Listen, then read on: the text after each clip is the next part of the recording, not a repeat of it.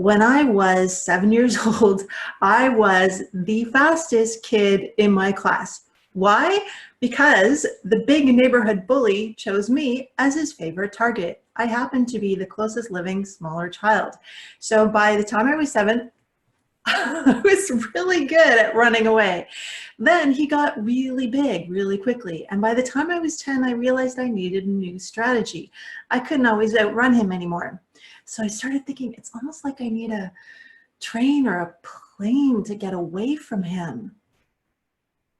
Oh, a train or a plane. And I actually started going on exchanges. So when I was little, I went on student exchanges and summer exchanges to Quebec. Alors c'est comme ça que j'ai appris le français. Alors je parle français couramment maintenant à cause de ça. So that's how, thank you to the bully, I actually learned French Québécois fluently. Then later, I decided to get away and I went to Germany on a student exchange. Also ich habe auch Deutsch gelernt, weil ich einen Austausch gemacht habe und ich musste es üben. So that's my German, and thanks to the bully, I also learned German fluently. Later, I went to Costa Rica and lived there for a while. Y puedo hablar en español también. Y me encanta este idioma. So I learned Spanish, French, English, and German thanks to the bully. Then at one point, I got to be very, very shy. I was so painfully shy that I got the reputation in school as the kid who can't even talk. And the exchanges were part of what helped me get over that. Well, I was put in a group with the popular girl to give a presentation in English class. And the popular girl says, Sharon, I'm supposed to give a presentation with Sharon. That kid can't even talk. And I could see the whole class looking at me and I felt my face getting really hot. And as usual, I stuttered and I stammered and I couldn't think of anything to say. I didn't think anything I had to say would ever be good enough. I thought I wasn't good enough. I really believed what the bully had said. And I thought nothing I could say would ever be good enough for anyone to hear. But that was the moment that I decided I needed to break out of my shell. I loved people. I needed to learn how to talk to people. So I started a lifelong quest in that moment, deciding I'm going to learn how to talk to people. I'm going to learn how to break out of my shell.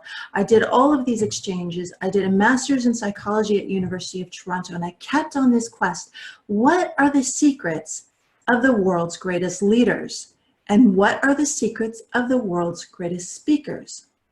And how can I use that to inspire and empower a kinder world so that nobody has to go through what I went through?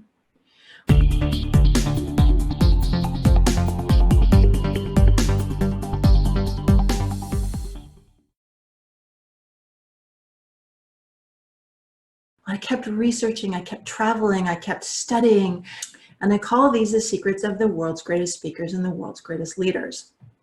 I started to use these secrets and magic, crazy magic started to happen in my life.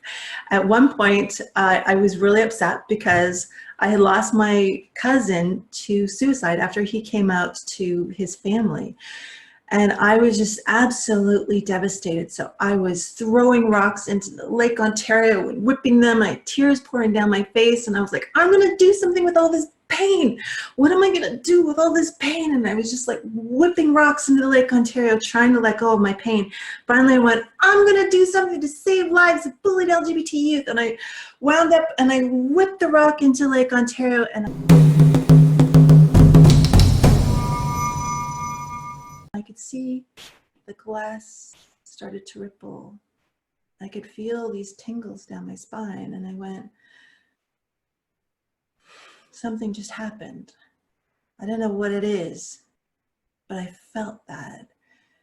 And a couple of years later, a friend of mine invited me to Facebook, and I thought, what is this? And then I went, oh, this is where I can inspire a million people. So my first group I started, and I called it Thanks a Million. I thought it would be all about the spirit of gratitude, and I got 5 people. So I kept trying, and I kept trying, and I kept learning and experimenting, and I started getting dozens of people in my Facebook groups. Then I started getting hundreds, and then I started getting thousands. One day I woke up early and thought, oh, I bet we can find 1 million people who support same-sex marriage. I put a little rainbow flag, I put it up there and went, day one, there were over 1,000 people who joined it already. I'm like, what's going on? Day two, 2,000. The next day there were 4,000, then 8,000. It was doubling and doubling and doubling. One day I came from home from work. I was working at Craft Canada as a bilingual training manager at the time. I came home from work and there were over 500,000 more people than the day before. Click refresh, 10,000 more people.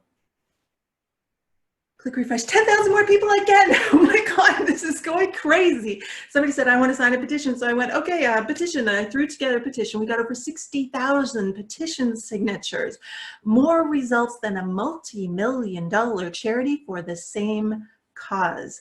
And we reached over 2 million people in just over 2 weeks. So if a mute girl can inspire millions, what can you do?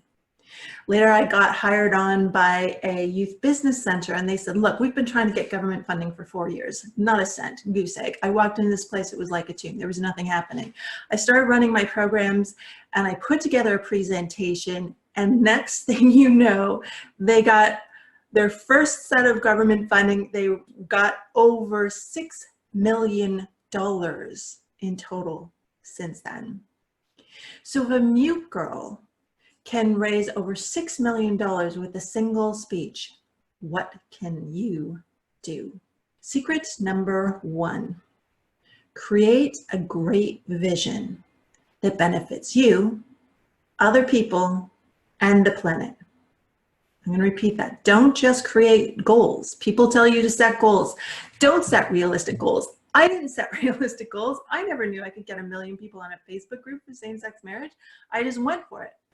So create a great vision that benefits you, other people, and the planet.